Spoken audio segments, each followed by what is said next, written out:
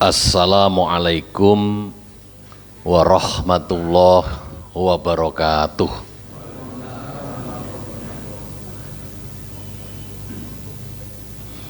Innal hamdalillah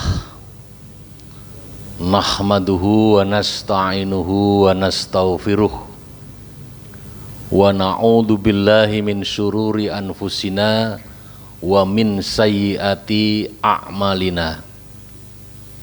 May yahdillahu fala mudhillalah wa may yudlil fala hadiyalah. Asyhadu an la ilaha illallah wa asyhadu anna Muhammadan abduhu wa rasuluh.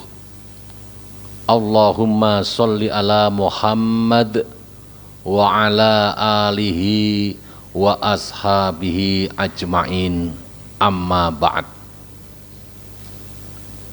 Qala Allahu ta'ala fi kitabil karim, a'udzu billahi minasy syaithanir rajim, bismillahirrahmanirrahim.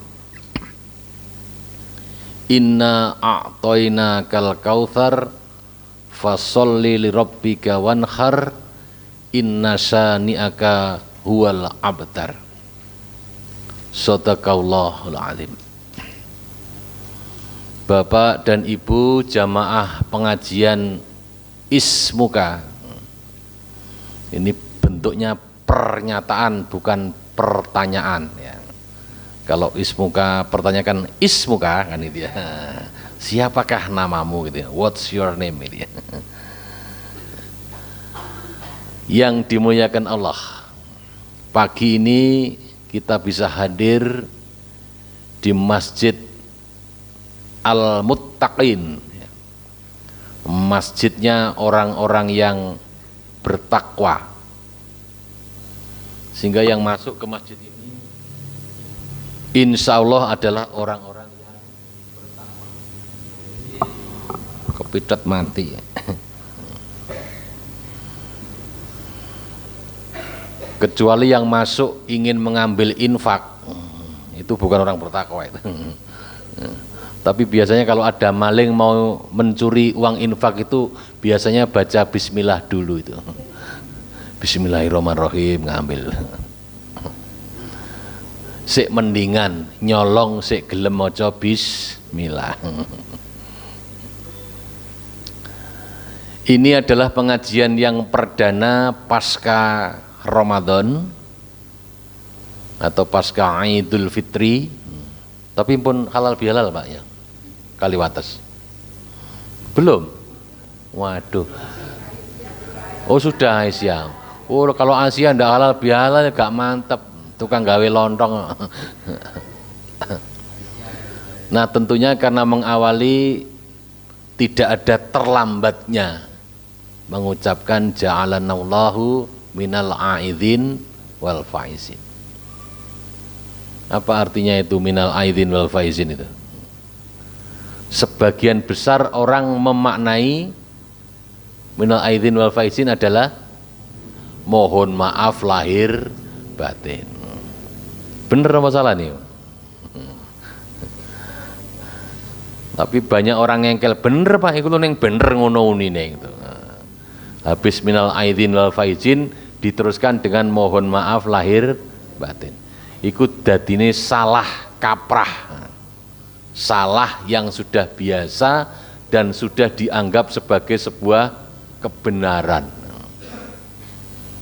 Ja'alanallahu minal aidin wal faizin, mugi-mugi Gusti Allah, semoga Allah menjadikan kita minal aidin, bagian dari orang-orang yang kembali ke Aid, kepada fitrah kita, kepada kesucian, wal faizin, dan menjadikan kita bagian orang-orang yang mendapatkan kemenangan.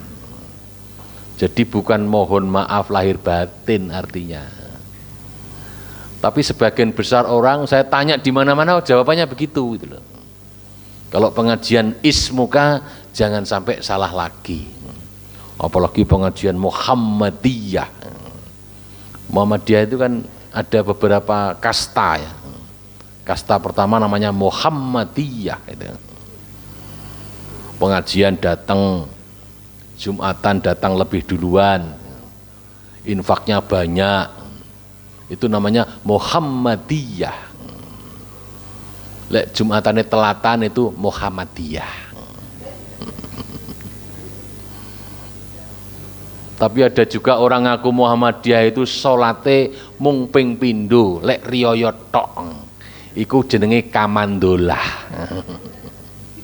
Ya sik alhamdulillah gelem salat masya ping pindho dalam setahun. Tidak apa-apa. Bapak Ibu, mengawali kegiatan ini karena kita masih mengawali dan pasca Ramadan, mari kita evaluasi, kita bermuhasabah. Apakah puasa yang kita lakukan kemarin itu ada hasilnya atau tidak? Kalau saya jelas ada hasilnya Pak Buhari, turun 2 kilo. Itu hasil secara fisik. Lemu yang ini wis mudun Pak. Ndane sak durung mudun kaya ngapa itu. Di awal Ramadan Allah perintahkan kepada kita, kutiba alaikumusiyam, endingnya la'allakum tattaqun. Sehingga keberhasilan puasa Ramadan itu, apakah terjadi peningkatan takwa kita atau tidak? Kalau ketakwaannya masih tetap tidak ada perubahan, maka sesungguhnya puasa kita ini belum berhasil, belum ada efeknya. Jadi kalau istilahnya Pak Kuko sebagai dosen pendidikan itu, ketika diberi tindakan kemudian kok tidak ada peningkatan, maka tindakan itu tidak berhasil, tidak ada gunanya. Nah, bagaimana supaya kita mengetahui apakah ada peningkatan ketakwaan kita atau tidak itu? Ayat yang populer dibaca oleh para mubalik atau dibahas oleh para mubalik pada saat evaluasi Ramadan itu adalah wasari'u ila maghfiratim mir rabbikum wa jannah wa jannatin arduhas samawati wal ard uiddat lil muttaqin. Segeralah untuk mendapatkan ampunan Allah dan untuk mendapatkan surganya yang luasnya seluas langit dan bumi, yang disediakan untuk orang-orang yang bertakwa.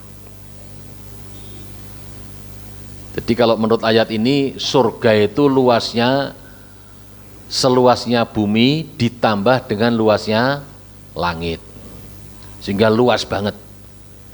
Tidak perlu khawatir tidak cukup, mesti cukupe. Jadi kalau manusia mulai zaman Nabi Adam sampai zaman sekarang semuanya masuk surga, cukup. Jadi jangan kemudian punya alasan lek kabeh munggah swarga kan gak cukup Pak, aku tak ning neraka wae gitu. Jadi cukup. Nah, pertanyaannya adalah siapakah orang-orang yang bertakwa yang diberikan fasilitas oleh Allah masuk surga yang luasnya seluas langit dan bumi itu? Nah, maka untuk mendeteksi, untuk mengukur apakah puasa kita berhasil atau tidak, apakah terdapat peningkatan takwa atau tidak, ayat berikutnya menjelaskan. Apa cirinya orang yang bertakwa itu? Nomor 1, alladzina yunfiquna fis-sarra wad-dharra.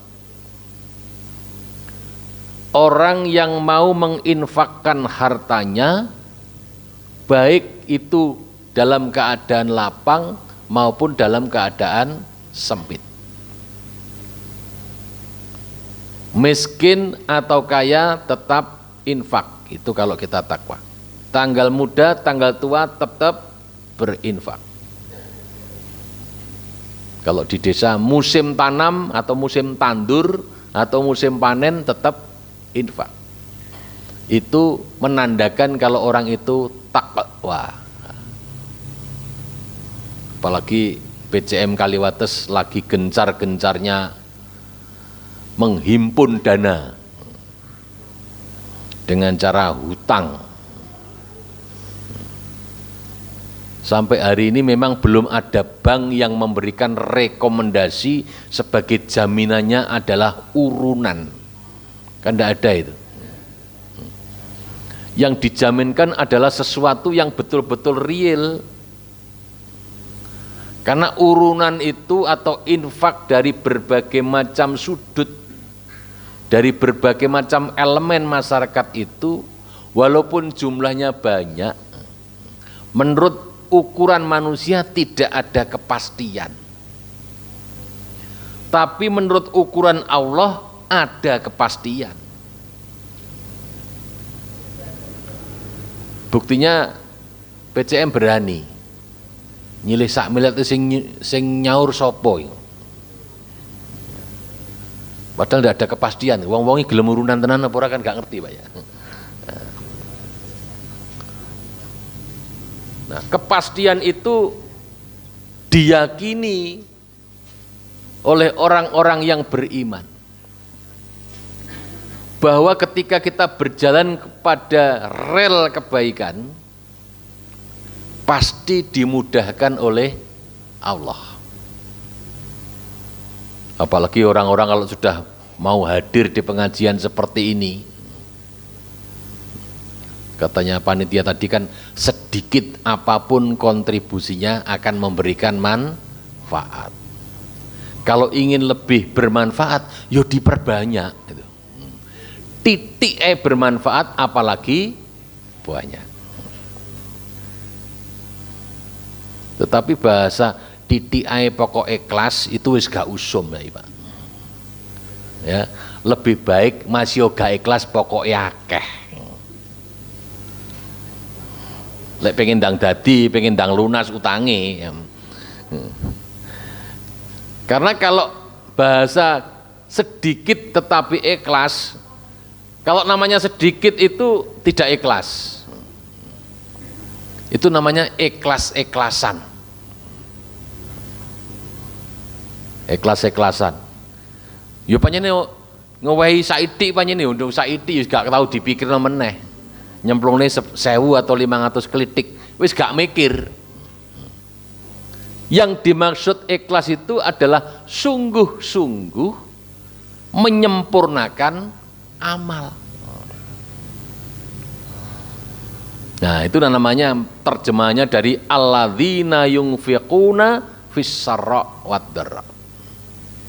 Jadi kalau gedung itu atau pinjamannya adalah senilai 1 miliar, kemudian jamaahnya adalah 100, berarti 1 miliar di Porogapit 100. Masih ingat Pak Martius Porogapit?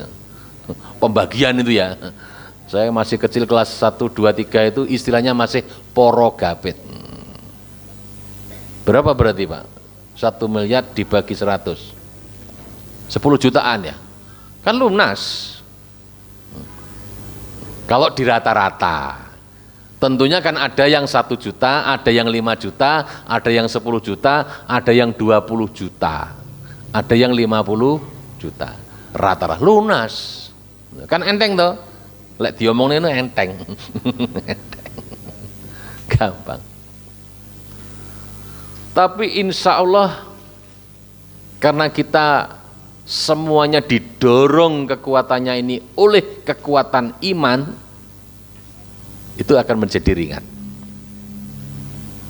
Apalagi warga Muhammadiyah ini orangnya rata-rata kan dermawan, nyah-nyoh. Pak AR dulu konon ketika mau membangun Universitas Muhammadiyah Jogja itu tidak minta sumbangan, tetapi hanya memberikan kabar. kepada Pak Presiden kita saat itu namanya Pak Soeharto. Karena itu sohibnya Pak AR dengan Pak Soeharto itu lain bapak lain ibu, tetapi mempunyai tipologi yang sama. Orang tidak pernah marah. Nah, saya kira bapak yang usia di atas 50 kan tahu tuh pola kepemimpinan, tipologi kepemimpinannya Pak Harto itu kan tersenyum, walaupun dihujat tersenyum. Tidak tahu dalam hatinya, kita kan tidak tahu itu. Sampai terakhir kalimat beliau kan, Mas yo gak dadi presiden gak patek, kan gitu ya Pak Harto nyampaikan itu.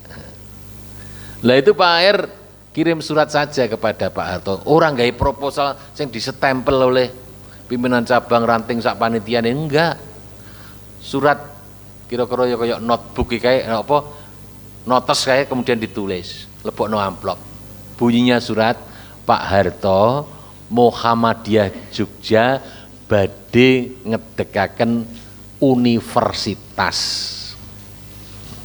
tanda tangan. Kan enggak minta sumbangan itu, hanya memberikan kabar.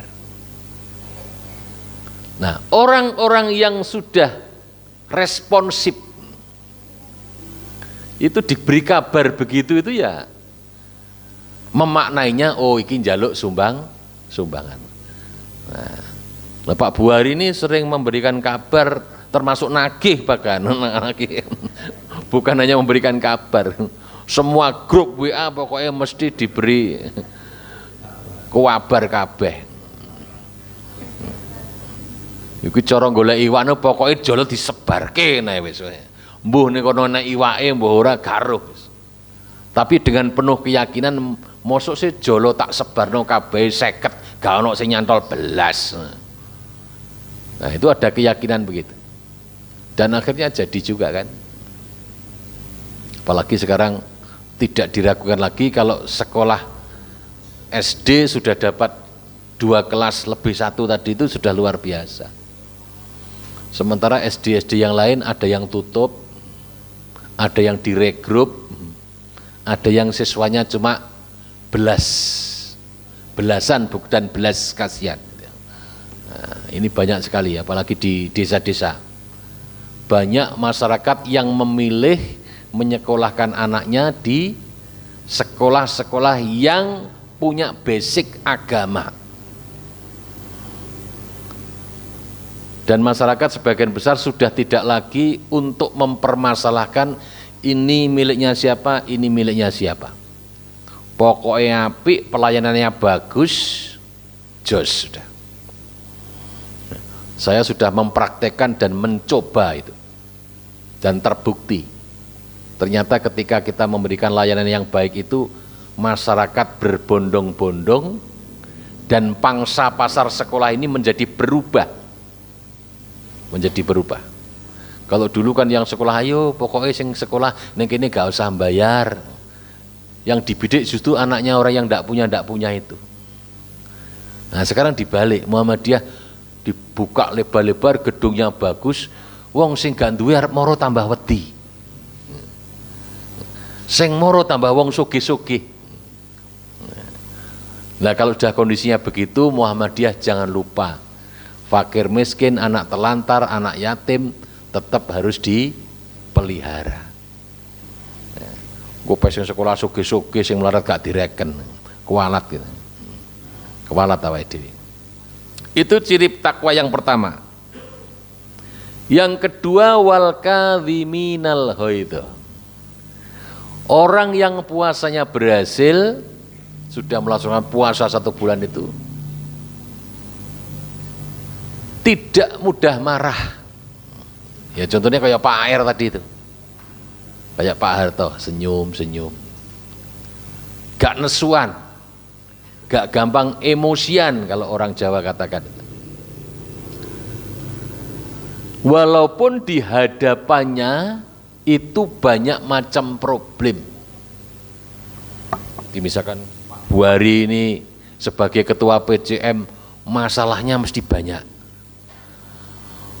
Wis wayahe bangun, wayahe ngecor, duitnya gurung cair misalkan ya. Nah kemudian kok digara-garai, kemudian sama anggota dipaidu, dipenging winane gak oleh bangun gedung api-api, ngengkel ae ngene iki lek gak ono duwite tambah bingung karepe dhewe, wis pikul-pikulen dhewe ya.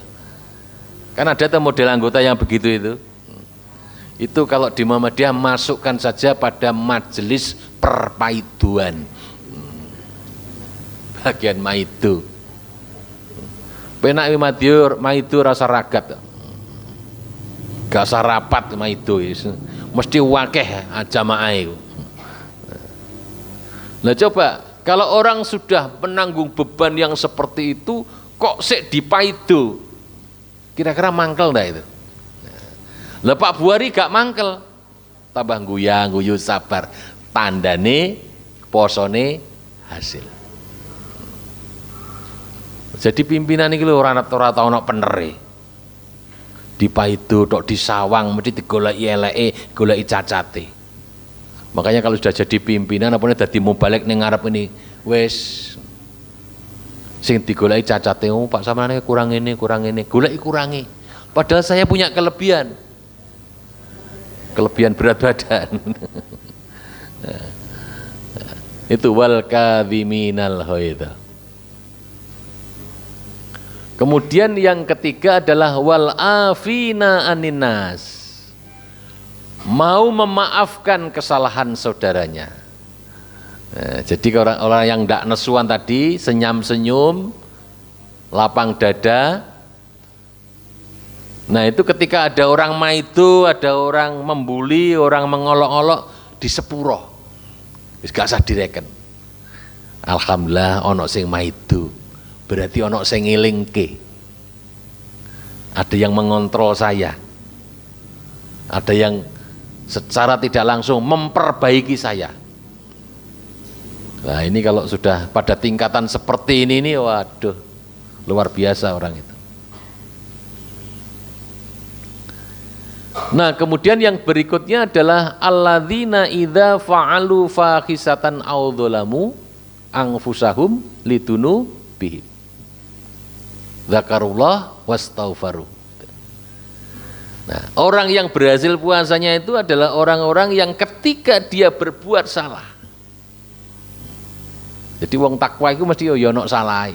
Setiap manusia itu kan punya peluang untuk berbuat dosa, punya peluang untuk berbuat salah. Allah paham betul itu. Karakter manusia punya potensi untuk salah itu paham betul. Apa buktinya kalau Allah paham itu? Maka dalam sholat kita itu Allah memfasilitasi awak mulai dosa ngelakoni barang Allah, diberikan fasilitas dalam sholat kita itu untuk beristighfar. Maka dalam sujud sholat kita ini kan kita mensucikan Allah. Subhanakallahumma rabbana wa bihamdika Allahumma ufirli. Maha suci engkau ya Allah, aku iki akeh dosane, kula niku kathah dosane, maka ampunilah aku ya Allah. Antara duhur sampai asar ada enggak dosa yang kita lakukan? Ada pasti, sengaja atau tidak sengaja. Maka asar kita sholat, kita beristighfar kepada Allah, diampuni, wis entek dosane. Asar sampai maghrib ada enggak dosa yang kita lakukan? Pasti ada. Maghrib isya juga begitu. Pak isya sampai subuh aku turu tok lah, turu lho iso dosa. Wong sampean mapan turu lho karo mikir sing enggak.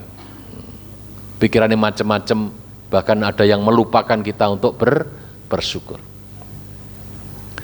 Bapak Ibu hadirin yang dimuliakan Allah, kalau sudah terjadi peningkatan terhadap 4 hal ini, itu tanda-tanda kalau kita berhasil puasanya.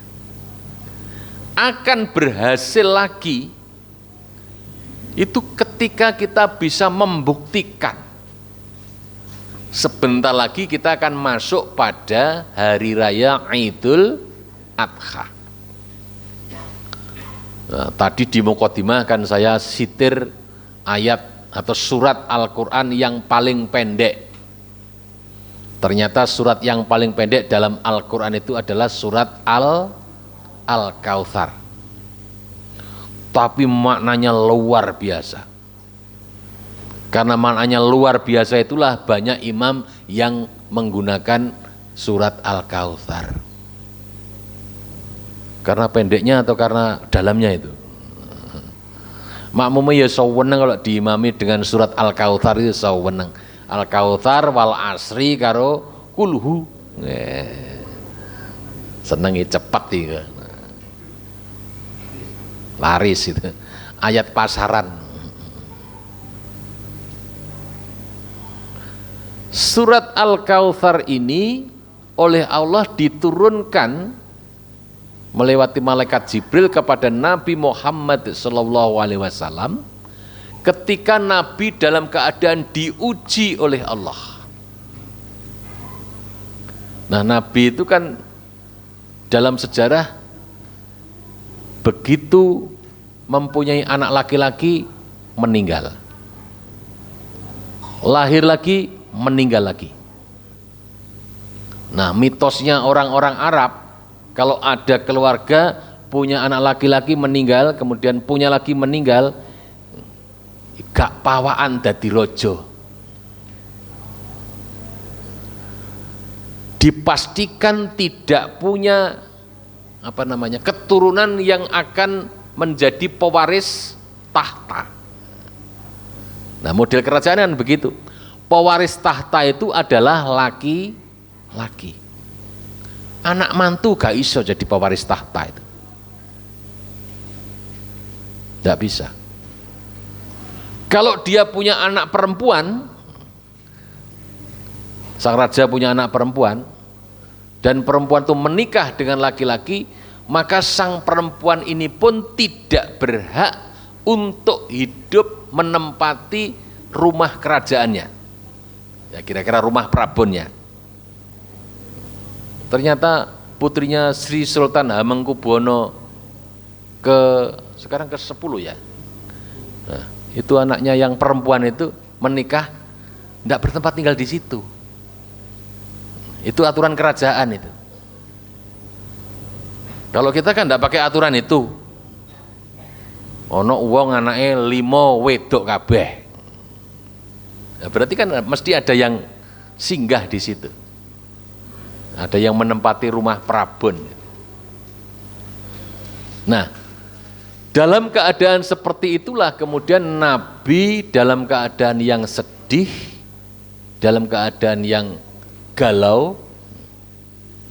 Mengapa dia sedih dan galau? Sedihnya bukan persoalan karena dia ditinggal oleh anaknya yang meninggal itu. Ternyata kaum kafir Quraisy itu membuli dia, ngelok-ngelok Nabi Muhammad dengan yel-yel. Apa yel-yelnya? Muhammad abtar, Muhammad abtar. Muhammad telah terputus. Muhammad tidak punya keturunan laki-laki, Muhammad tidak punya pewaris tahta. Yang artinya bahwa misi keislaman itu tidak bisa diteruskan karena tidak ada penerusnya. Nah, dari situlah kemudian Allah Subhanahu wa taala menurunkan surat ini menghibur Nabi Muhammad sallallahu alaihi wasallam. Inna a'toina kal kautsar. Sungguh kami Allah. Jadi kami itu kalau menurut bahasa Indonesia kan jamak itu ya. Apa Allah itu jamak? Enggak. Karena ada kalimat tauhid, Allah itu esa, kul huwallahu ahad. Kami itu tidak menunjukkan jamak tetapi menunjukkan kebesaran Allah. Sesungguhnya kami telah memberikan kepadamu nikmat yang banyak. Jadi Al-Kautsar itu nikmat yang banyak yang digambarkan seperti telaga Kautsar. Sebagian ahli tafsir, kamu juga sudah kami berikan keturunan yang banyak, tapi tidak laki-laki. Nah, itu ada hikmahnya juga mengapa Nabi kita Muhammad SAW tidak dikaruniai putra, tapi dikaruniai seorang perempuan. Nah, kalau misalkan ada 2 anak perempuan, nanti mesti juga repot juga itu. Siapa pewaris tahtanya Nabi ini? Kira-kira orang lain yang di luar keluarga itu tidak ada yang berani menjadi khalifah sebagai penerus Nabi. Karena tidak ada, makalah muncullah Abu Bakar menjadi khalifah yang pertama. Umar bin Khattab, Utsman bin Affan, kemudian Ali bin Abi Thalib. Nah, ayat ini juga ditujukan kepada kita. Kita ini sudah diberikan kenikmatan oleh Allah dalam jumlah, dalam aneka ragam kenikmatan yang sangat banyak. Coba kenikmatan apa yang tidak diberikan kepada kita? Islam mengajarkan bahwa nikmat yang terbesar itu adalah nikmat iman dan Islam. Nah, ketika kita dalam keadaan iman dan Islam, kita bisa merasakan betapa bermanfaatnya hidup ini. Nah, coba kalau tidak punya iman wal Islam, buat apa pagi-pagi kok pergi ke masjid seperti ini? Petang-petang subuh kita harus bangun pergi ke masjid. Buat apa? Punya harta banyak mau diberikan kepada siapa? Nah, ketika kita dalam keadaan iman dan Islam, hidup ini menjadi bermakna. Punya harta bermakna, punya anak bermakna. Maka Allah juga berikan kenikmatan berikutnya adalah nikmat sehat dan sempat. Jadi kenikmatan kedua setelah iman dan Islam itu adalah nikmat sehat. Ternyata sehat itu mahal harganya. Itu di rumah sakit kan ditulis itu. Kesehatan adalah harta yang tak ternilai harganya. Tulis gede itu beberapa rumah sakit di Ambulu, Al-Huda apa namanya itu? Habakti Usada itu tulisannya gede. Itu mengingatkan kepada kita bahwa kesehatan itu sangat berharga. Tapi bagi rumah sakit itu maknanya beda. Piro-piro bayaran. Mana ada orang sakit ke rumah sakit kemudian ngenyang itu pada nawar, Pak jangan segitu saya tidak mampu, tidak ada itu. Berapapun dibayar. Ada orang miskin datang ke rumah sakit untuk berobat, harus opname, harus operasi dan sebagainya, hasilnya di total habisnya jutaan yang di luar kemampuan orang itu. Nah, dia harus rela rumahnya dijual, sawahnya dijual, dan barang-barang yang ia punya dijual. Itulah menunjukkan bahwa sehat itu mahal harganya. Kita telah dikarunia oleh Allah itu. Nah, saking banyaknya nikmat yang diberikan itulah, maka ada dua macam golongan orang. Ada orang yang syukur terhadap nikmat, ada yang kufur terhadap nikmat. Yang kufur itu saking akeh sampai lali. Yang bersyukur, ya Allah, anugerahmu tak akan pernah berhenti. Selalu kau berikan kepadaku. Pagi, subuh, Allah berikan nikmat kita sehat untuk bisa berangkat ke masjid. Jam 6 pagi Allah berikan nikmat sehat untuk mampu berangkat pengajian. Pengajian seperti ini fungsi yang pertama bukan thalabul ilmi. Saya sering sampaikan ini. Fungsi pertama itu adalah silaturahim. Kalau sekedar thalabul ilmi saja, sampai buka YouTube. Wih, api-api ustadz. Pernah buka YouTube saja itu? Belum. karena memang tidak ada. Kecuali ada orang yang ini men-shoot begini kemudian di YouTube kan, tapi bukan channel saya itu. Kayaknya gurung pantas ya, dimasukkan begitu. Dari nikmat yang banyak itulah kemudian Allah perintahkan kepada kita fasholli li rabbika wanhar. Ibu-ibu, bapak-bapak, sebentar lagi kita masuk Idul Adha, ada syariat, ada perintah untuk berkorban. Perintah berkorban ini dalam rangka membuktikan ketakwaan kita kepada Allah Subhanahu wa Ta'ala. Bukan persoalan darah dan dagingnya, bukan darah daging yang akan sampai kepada Allah, tetapi adalah ketakwaan kita. Nabi Ibrahim alaihissalam itu adalah salah satu ulul asmi kan, nabi yang sabar, teguh. Dalam perjalanannya di usia yang sangat tua, beliau ini kan belum dikaruniai seorang anak. Dari istri yang pertama, Bu Sarah itu kan juga tidak diberi anak. Nah kemudian menikah lagi yang kedua itu Ibrahim kan dengan budaknya, budak yang dalam riwayat itu hadiah dari seorang raja zalim. Kan ceritanya Siti Sarah itu cuantik dulu, luar biasa cantiknya.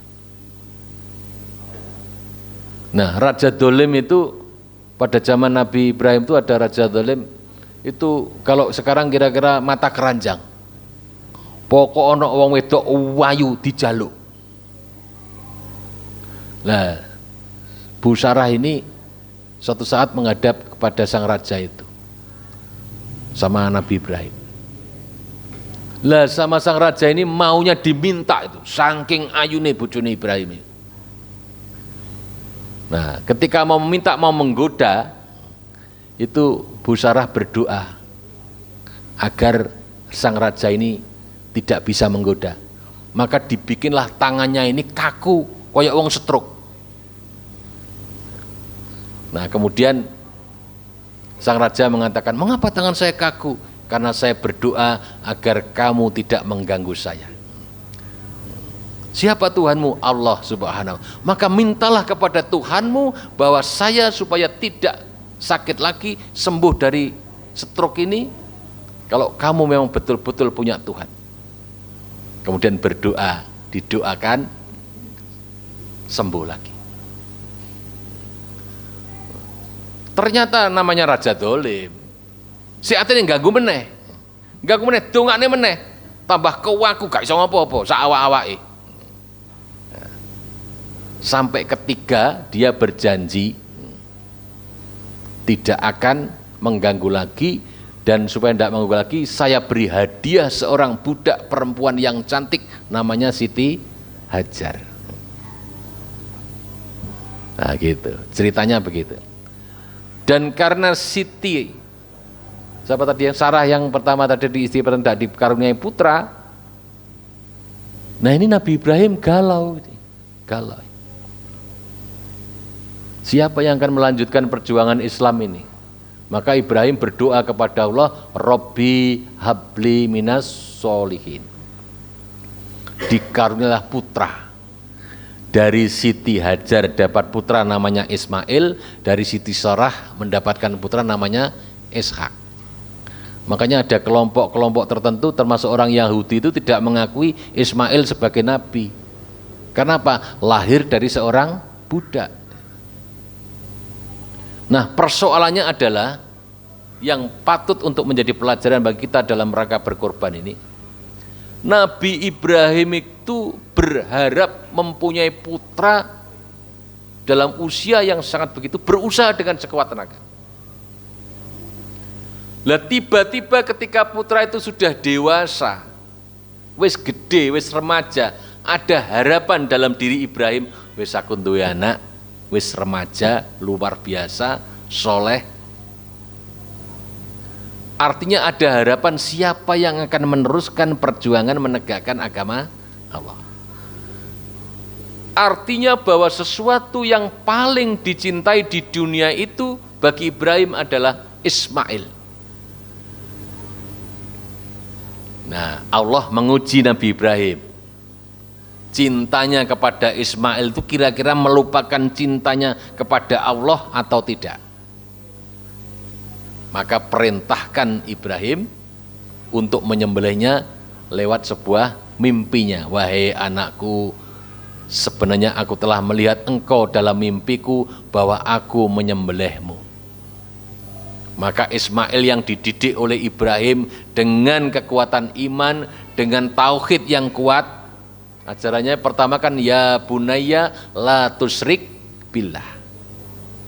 Ismail pun menjawab, wahai ayah, kalau memang itu perintahnya Allah pun jenengan belek kula pun. Nah, bahasa Jembernya kira-kira kan begitu.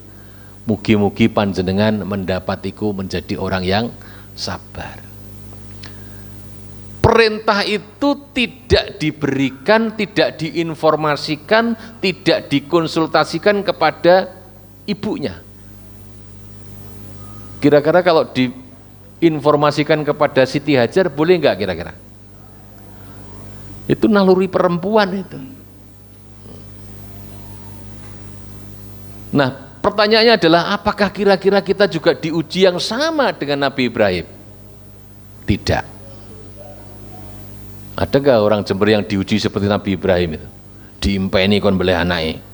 Tidak ada. Karena Nabi kita pernah bersabda, likulli ummatin fitnah wa fitnatu fi ummati almal. Setiap umat itu akan mendapatkan cobaan, mendapatkan ujian. Dan ujian atau cobaan yang diberikan kepada umatku, kata Nabi, almal, ujian berupa harta benda. Kecintaannya orang zaman sekarang itu adalah kecintaan terhadap harta benda. Saya sering menganalogikan begini. Jadi peristiwa Ibrahim yang seperti tadi itu kita analogikan dengan orang sekarang. Ada orang yang sejak muda ketika menikah itu mengidam-idamkan punya rumah. Misalkan Pak Buhari dengan istrinya baru menikah, omah gurung duwe, morotuo gak nyediake, bapaknya gak nyediakno warisan. Tapi dia punya keinginan yang kuat, ingin punya rumah. Ayo dek, nyelengi, berusaha dan berdoa, ikhtiar dan tawakal kepada Allah, nabung terus. Sampai pada saatnya uang sudah terkumpul cukup untuk membangun rumah. Nah, tiba-tiba panitia pembangunan SD Muhammadiyah Hamka itu datang kepada Pak Buhari. Pak Buhari, SD Muhammadiyah bangun lantai 3, utangi 1 miliar, jenengan urun pinten. Itu kan ujian Allah. Kecintaan terhadap harta benda yang untuk mewujudkan rumah itu ditandingkan dengan kecintaannya kepada Allah. Kira-kira Pak Buhari itu pamit karo bojone enggak? Lek pamit bojone kira-kira oleh enggak yo? Nah, itu kalau dipamitnya kepada istri dan istrinya belum dididik tauhidnya, kira-kira langsung merengut, Pak. Sampai enggak ditakoni 5 dino itu. Kenapa? Dia mengatakan bahwa pirang tahun awake dhewe ngelumpukne nabung ini untuk bangun rumah. Lah mbok wis wayahe bangun, besok mau bangun kok kemudian harus diambil sebagian untuk kepentingan agama Allah. Makanya Nabi Ibrahim waktu itu tidak konsultasi dengan istrinya. Bahkan sembunyi-sembunyi itu ketika mau menyembelih Ismail. Makanya kalau infak yang gede-gede begitu, kalau ibu tidak bisa jajak musyawarah, tinggal saja itu ya. Tinggal saja. Artinya nggak jajak musyawarah wis. Pokoknya urunan kontak duit wis tawane SD Muhammadiyah nesu gak apa-apa wis kadung. Tapi dimusyawarahkan dengan anaknya. Misalkan Pak Buhari punya anak yang pertama laki-laki. Mas, ayah kita nih bangun mah ngelumpuk nih duit. Wis pirang-pirang tahun nabung. Rencana bulan depan sudah bangun rumah. Ini ada permintaan bantuan SD Muhammadiyah, minta yang 10 juta saja. Menurut sampean ya opo? Ketika anak-anak kita dididik dengan tauhid yang benar, keyakinan yang benar, insya Allah anak kita setuju. Anaknya tambah dalili bapake. Lan tanalul birra hatta tunfikuna ma tuhibbun. Ya Al-Qur'an itu loh. Juz kedua, kita tidak akan mendapatkan kebajikan yang sempurna sebelum mau menginfakkan sesuatu yang paling kita cintai. Nah, Ismail tadi kan paling dicintai, harta benda juga paling dicintai. Ya. Bapak Ibu hadirin yang dimuliakan Allah, ini analogi saya ketika mengambil dari Nabi Ibrahim kalau dianalogikan dengan zaman sekarang. Karena cintanya atau ujiannya umatnya Nabi Muhammad adalah ujian berupa harta benda. Uweman lek karo bondo. Eman betul. Tapi alhamdulillah ketika kita didasari dengan kekuatan iman dan takwa, emannya terhadap harta benda itu akan terkikis habis. Bahkan kita merasa bahwa lebih baik kita infakkan begitu. Jangan dikira sahabat-sahabat Nabi itu miskin-miskin ya. Dalam riwayat Utsman bin Affan itu ternyata seorang saudagar kaya. Kalau sekarang kira-kira namanya developer, mining dinti, wakeh. Kaya. Makanya orang Islam itu perintahnya kan perintah untuk kaya. Tidak ada perintah miskin, tidak ada. Mubalik Muhammadiyah juga harus kaya. Kalau miskin berangkat saya dari Watu Kebo ke sini sepeda motoran gak tekan mungkin. Teko kene garek pilek ya paling tidak mensyaratkan Mubalik Muhammadiyah itu ya cukup kalaupun tidak kaya. Yang kedua iso nyopir dhewe, Pak.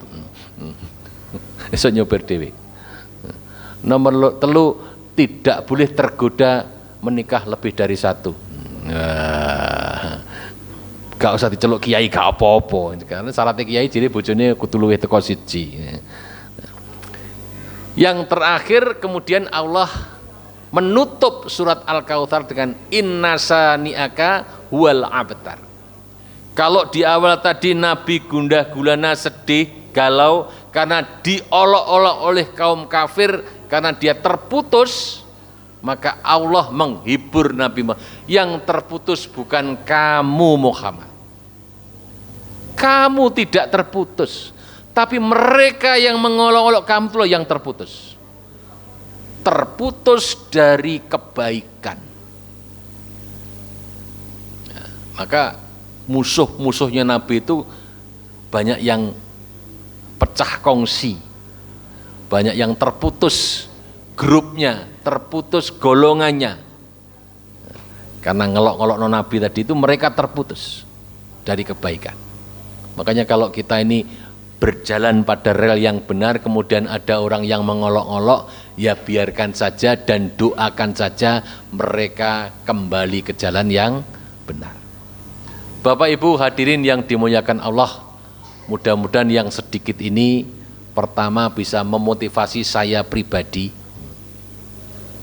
Maka kita nanti Idul Adha mudah-mudahan semuanya yang punya kemampuan bisa berkorban.